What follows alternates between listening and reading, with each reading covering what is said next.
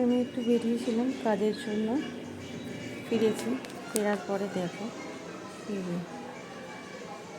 ওনার ঘুমানোর জায়গা এটা। মানে এখন ওকে আমার কোলে নিয়ে শুয়ে থাকতে হবে। আমার কাজ থাক না থাক এটা ওর দেখার দরকার নেই। ওর ডিমান্ড হচ্ছে তুমি যখন বেরিয়েছিলে এসে এখন আমার কোলে নিয়ে এসো। এটা কি লিসা ঠিক করছে আমার সাথে? আপনারা বলুন। লিসা যে অন্যায় আবদারটা করছে এটা কি ঠিক করছে? অন্যায় আবদার করছে না ঠিক করছে? এটা আপনারা বলবেন। রাত্রিবেলা 9:30 বাজে, আমার ঘরে রুটি করার আছে, সব আছে। উনি এখন আমার কোলে শুয়ে ঘুমাবেন। এই দেখুন, সোফায় এত বড় জায়গা, তাতে ওর হবে না। চোখ বুজে গেছে।